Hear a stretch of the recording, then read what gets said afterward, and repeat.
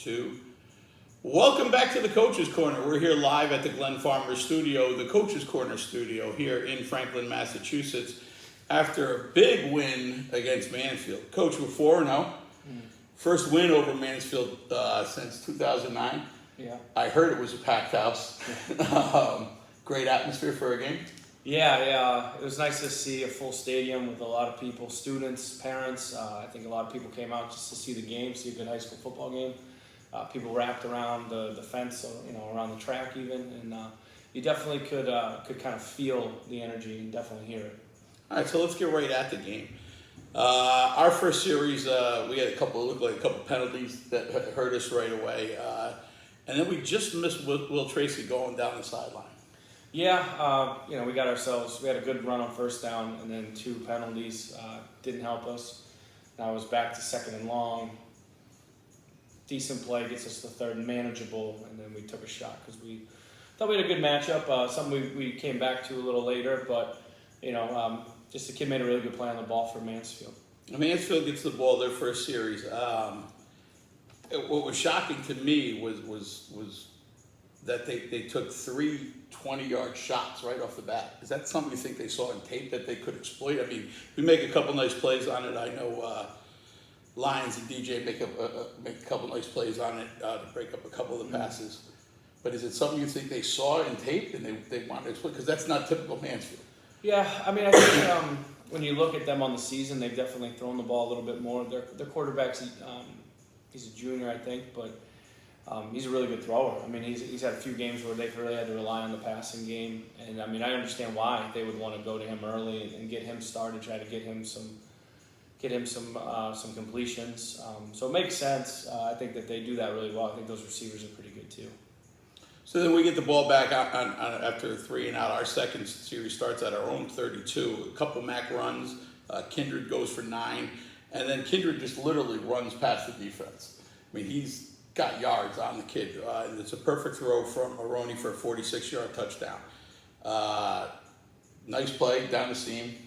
Yeah, it's one that we've kind of come back to a couple times. A little bit different, dressed up a little different, but hard play action one way.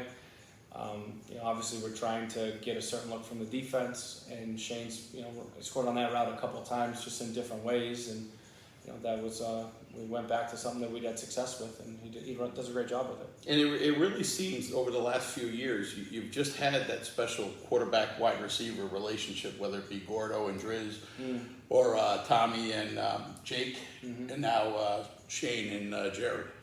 Yeah, I mean, I think we've been fortunate. We've always had pretty good quarterback play since we've been here, starting with Noviello and then the other guys that you mentioned. And we've had a really good run of skill kids, a lot of kids in there that, maybe don't always get the praise, but they've always stepped up in big moments. And I feel like we've always had 3 to 4 really good options out there, plus a couple guys on the bench. So we've been fortunate in that regard, and this year's no different.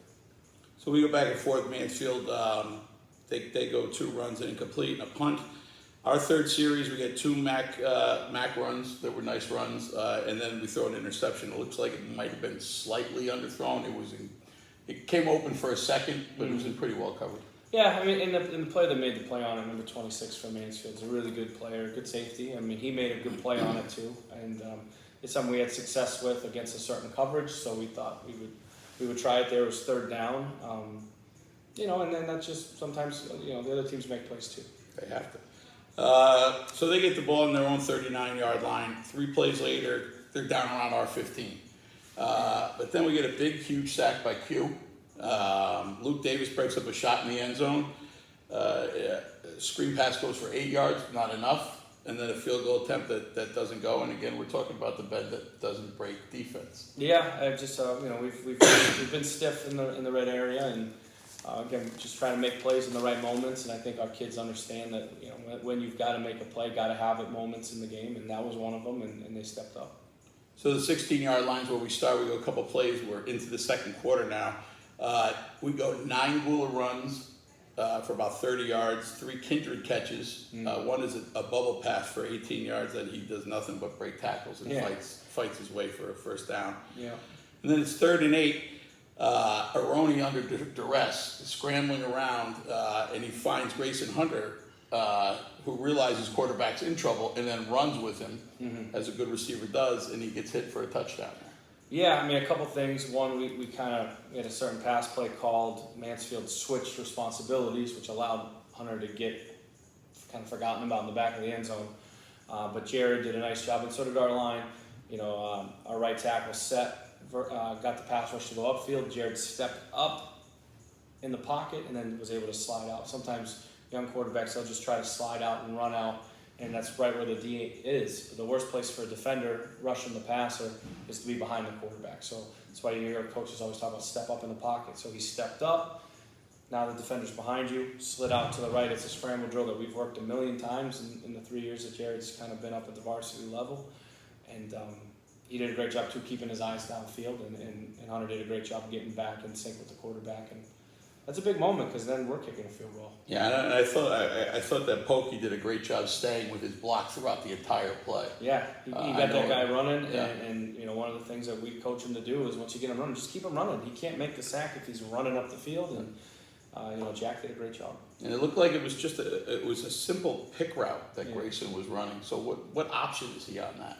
Well, he's kind of setting the screen on that play, and so two things can happen. One is if you try to play man-to-man, then the guy covering the screenee is going to be open. Right. And we've done that a million times. Now, if you trade responsibilities, so switch, that's fine. But now they've switched, and both defenders have their eyes on Will DeShane, and that allowed Hunter to kind of slip out the back.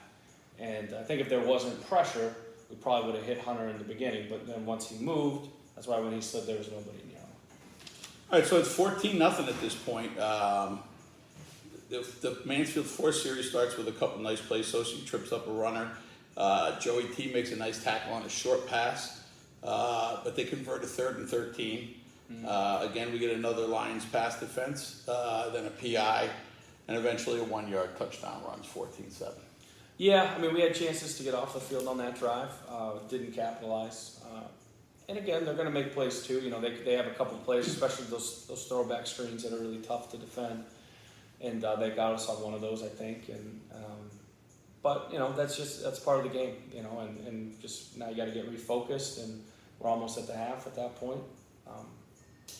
Almost at the half, and you almost hit a home run ball with Luke Davis. It looked like I had to watch it like 3 times to see who it was. But he lays out completely for that ball. The one official called it complete, but he had the bad angle at it. I thought it was a catch. I thought he had it through the ground, and then he landed, and then the kid kind of, after he had caught it and downed himself, then the kid knocks the ball out of his hands. So, but it is what it is. Still a great throw and a heck of an effort by Luke. And then you go into halftime. Roles are reversed from the previous week, where Mansfield scores going in and is going to get the ball, as opposed to us scoring going in and getting the ball. What are you talking to the kids about? Same thing we always say. We didn't feel like we had to make a lot of adjustments.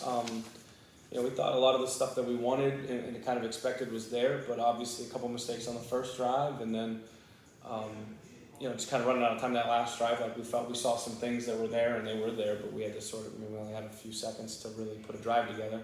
So we just kind of wanted to come out and get a stop and make a play on defense, and then get the ball back, and we felt we could continue to play a good football game. So the third quarter, completely opposite from the first quarter, where there's only really 2 possessions in the third quarter, as opposed to 6.5 in the first quarter. Yeah. That third quarter seemed like more of a Mansfield type game. Yeah. Mansfield comes out, they go 6 runs, I believe. They hit 2 screens. One on a 2nd and 17, Yep. Or a 2nd and 17 that goes for 22. They fumble the ball, an incomplete. Martins looks like he pressures a pass. They have to settle for a 30-yard field goal. Again, bending, not breaking.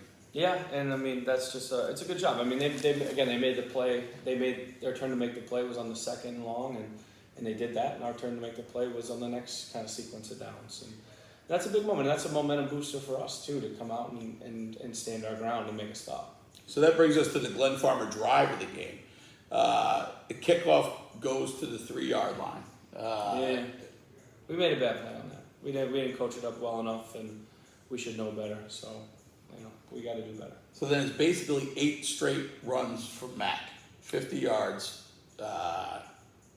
and then you set up the same pass that you almost hit Will Tracy for on the first time. Yeah, little different wrinkle, but same idea. And really on the play, Bill's supposed to run a post route, but given the leverage that they had, Jared and him made the adjustment at the line of scrimmage. The outside release did a go, and really had a lot of separation on it. And there's a couple good angles from people that taped it on the sidelines, and you can see the ball dropped right in. Yeah. We get the play action, just kind of helps with pass protection, get a little extra time. I don't think it really did anything in terms of the coverage with that kid, because that kid was in a man-to-man kind of concept on Bill. But they had started the drive in a 3-down front, and they had just switched into a 4-down, and we said, let's take the shot now, and we did. And then I don't think you can take away too from the quick the 2 count on first down that got them to jump. It got you a little bit of breathing room there. Yeah, that's just great awareness and good situational football. And then just touching one more time on the Tracy touchdown, seeing him streaking into the end zone, raises an arm, a little teeny tiny high step. It kind of reminds you of another Mansfield game. 2017, Jack with Nally. Yeah. It was nice to see the officials not throw a flag on that and let the kids actually have some fun. Yes, but I'm sure there were a lot of people with a lump in their throat. Bill got a little bit of got chewed out a little bit after that one, but in a good way. Good. 21-10 Franklin at this point. Yeah. Mansfield goes 3 and out, and then we put together a nice little drive. Yeah. Unfortunately, it results in a fumble. Yep. I think in that point in the game too, you could just feel the tide really turn. We left the door open though with that drive, but that drive also I think reinstilled we've got this. We've got the game. Let's just stay with what we're doing, and we could have panicked right then and there and said, "Oh man, here we go." But we didn't, and we were confident. We played with a quiet confidence at that moment, and I thought that was a good thing. I think it's really important too to point out that third quarter is basically 2 drives. Yeah. So you kill the whole third quarter, and you come out ahead on points, right. Not losing any ground at all. Right, and actually picking up 4. Right, and I think that was big, and that's what's nice about being able to run the football and control the clock a little bit. But also that's just kind of how the style of that game at that point kind of dictated. I think it's what they wanted to do, and then playing with the lead. I think we could have been more aggressive in the passing game, but we felt like we were running the ball well, and we wanted to stick with that. All right. So we go. We get the ball back. They get the ball back. They get an incompletion, a penalty. It looked like it was a rough on the QB. I couldn't really tell. Yeah, it was a rough on the passer. But at this point, we're really pinning our ears back anyway. We're coming nonstop. There was a couple of Marino looked like he got a sack. Yeah. Martin's tipped the screen. A couple of incompletes, and they turned the ball over on downs. Yeah, and I think it didn't seal the game by any means because we still had some work to do, but I think that was where we felt like, okay, now if we put together one more drive, this might get over pretty quick. So you got really good field position because they turn it over on downs. We get 3 nice MAC runs, and it's 4th and 5 from the 34-yard line. That brings us to the Glenn Farmer play of the game. It's 3:25 left to go in the game, maybe 3:27 at the time of the call. Martin slips past the line on a pass that I don't think anybody in the world saw coming. Yeah, let alone Martin's. No, we've practiced that a bunch, and I think he even dropped it in Thursday's practice. But it didn't matter. We know what Jonathan can do, and I think it was one of those things. If anything, it just worked almost too perfect, where you're almost scared that he's going to drop the ball. He's that wide open. And it was it all happened in slow motion. It's like what's going to kind of. Even when, from the quarterback, he sees it pre-snap, and then you get the ball, and you look out there, and he's still wide open. It's like, all right, well, I don't want to shot put this thing. But, so we always say, don't be perfect, just put it on him. And then you got Jonathan, and he almost, turns around where he's almost backpedaling, for the ball. And he's like, am I really this 7th grade days. And then, it was funny, because afterwards, Jonathan goes, I've never run that fast, because he caught it, and he's like, I got to score now, and he took off, and it was great. And it's nice too because I think, I'm sure the kids understand it and our coaches, but there are plays that we've probably run so many times that never have gotten called, and it's like, but we have them in there for that one situation. And given just 4th and 5, running the ball doesn't. It's going to take 4 seconds off the clock if you don't get a first down. And they're really tight to the line on that. They were playing it like they wanted to stop the run, but it's like we're going to throw it here. Running the ball and getting stopped does nothing. We got to get the first down. And we had timeouts too. So if they came out in a look that was really advantageous for them, we would have taken the timeout. But as soon as we lined up, and then Matt kind of got the attention of the corner. It was like, that's still there, and it worked out great. So you're up 2 scores. No thoughts about pooch punting in that situation. We're just gonna go for it. We were we were at the 35-yard line. Yeah, I think more things could have gone wrong, and like I said, we had the timeouts. Like if it was something where like I don't like it, we would have called a timeout, and we could have come back out, and we could have called another. We had all 3. Sure. I'm just playing devil's advocate. Yeah, no, I'm not putting the ball. I know the people who sits in the stands. They know a lot more than I do. I know. I just that's not our style. Like I think I've tried to be pretty honest about who we are and what we want to be. And I mean, to me, punting was never the call there. I think overall, with the extent, I didn't see the roughing quarterback. I think it was on Martins, but he had a great game overall. He had a terrific game, and the roughing, the quarterback. The roughing was a fine call, but it wasn't an egregious penalty. No, I didn't think it didn't look like he was going into it purposely. Yeah. So the final series ends with it looked like 2 Jay Gula sacks. Probably a monster. A Q body slam. Yeah. And you're 4-0. Yeah. What'd you talk to the team afterwards? The biggest thing is just remember what got us here. Obviously everybody wants to beat Mansfield. They're a great program. Every sport, any team in the Hawk, if you beat Mansfield, it's a big accomplishment, and that's a compliment to all of their sports and their school and their players. But we never write on the board before the season. Our goal is to beat Mansfield, because if that was our goal, then we could just stop playing now and let's just have fun and have ice cream every day. We need to just stay focused on what we want to do, and we try to make the kids understand that winning those games, that's a result. It's not a goal. You can't say. I think the easiest thing, and it's very shallow of people. They're just like, our goal is to win 8 games, 10 games. It's like, all right, well, how are you going to do it? That's not a goal. Your goal needs to be more in kind of what you're going to do to get there, and that's just kind of my philosophy on it. And I think it's a philosophy that the team buys into, because again, the easiest thing, and just we hear it all the time from our own children to kids that we have in class and from our players. I feel like making goals like that is so easy. I think the harder thing is make a goal that is going to actually get you better, and just try to remind the kids of that. The hard work is what got you this result, not wanting to be if this was another team, would you have wanted to beat them any less? It's you worked hard to get here. That's a result, and now you got to get back to work to get another result. So you get 5 sacks. Jared throws 4 touchdowns. Kindred 100+ receiving game. Mac 160+ rushing games. 2 turnovers. Yeah. Overall, got to be very pleased with the effort. Yeah, I mean, anytime you're -2 in the turnover margin, that's not good. No. But I thought we played a very complete game all the way around. And again, I think some things, we should be playing with confidence right now, and I think we are. And it's a quiet confidence. I don't think it's an arrogance. I think the kids understand that they can accomplish some great things if we just keep working hard and staying the course. How long do you celebrate a win like that? Honestly, the next day we were in on Taunton, and I didn't even watch the Mansfield film, and I know I probably should have as the head coach and to evaluate. I haven't watched the film, and I don't really. I mean, our staff did some evaluations right into Taunton the next morning, and we kind of just got to work right away, and there hasn't been a lot of talk. It's been a lot of outside noise about it, which is great. Seeing all the tweets and the fans that were there and everything like that. It's great for the school and the program. I think everybody should be trying to buy real estate in Franklin and move their kids here. It's a beautiful school, and they got a great athletic program, and we win Dalton Awards. And that stuff's real, and you want to acknowledge that too. When people tell you good job, there are some people that are kind of, maybe they would say it about me, being a curmudgeon about it. But no, I understand. We did a really good job on Friday. We've done a nice job so far this season.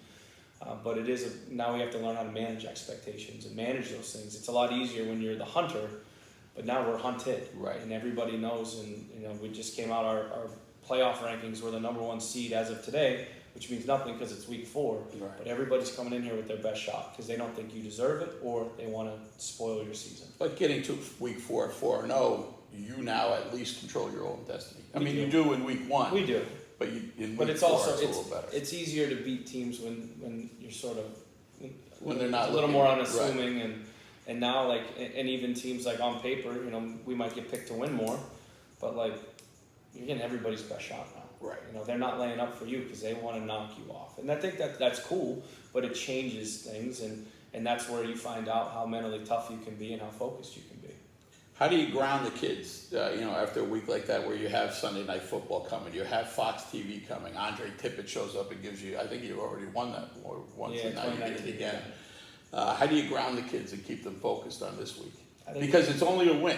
Yeah. At the end of the day, it's a great win for the program, but it's only a win. Just stay in the process. And we had a lot of work to get done this week. We weren't where we wanted to be on Tuesday. I think we were a little better today. But, just getting on the film, watching the film, and staying true to the process, which we define as the work that you put in. And, I think we had a couple good days of practice, but today was a good day. And, we'll button it up tomorrow and get ready for Friday. So it's on to Taunton, a good friend of both of ours. Yeah, Sid. You coach his kids. I've coached his kids. Yeah. Taunton 3-1 coming into the game. Tough loss against KP last week. Right. Good start for them. What do we expect? Yeah, I mean, I always think they're well coached, and our games have always been competitive. Last year's was competitive. I think maybe the first year was the only year that might have been a little lopsided, but other than that, they've always really been one-score games. And I think this is the best team that they've had since we've been here. And, they got a really good quarterback who's a junior, but he played a lot last year, and his older brother played a few years ago. Really good skill kids. I think their line is big, but this also might be the most athletic as a group that they've been. I mean, they move really, really well, and they're really stout inside, both offense and defense. So, they're going to be a handful. I think they've played some really good football, and they've beaten some good teams. You watched the King Philip game, and I mean that game could have gone either way. It was really close, right down to the end, and they gave KP all that they could handle. So, it doesn't get easier, not in the Hockomock League, and especially too coming off of a win. And I don't believe in trap games because I don't believe that's ever our mindset. We've never talked about looking beyond this game or anything else. So it's not a trap game. It's if you treat Mansfield the same as you treat anybody else, you treat Taunton the same as you treat anybody else. And if you're true to your word with that, trap games don't happen. We got to go execute. We got to play well because they're really good. Okay, so that'll do it for us today here at the Coach's Corner. I want to give a shout out to Sam Reese for pinch hitting for the big fellow over here. I heard nothing but good things, and that the mic was left in great hands. So thanks a lot, Sam. I really appreciate that. We're on to Taunton Friday night. Let's see if we can pack the house again at 4-0, trying to move to 5-0. So for the coach, Ian Bain, myself, Kevin Papa, and all the really good people here at Glen Farmer Distillery, thanks for joining us on the Coach's Corner, and we'll see you next week.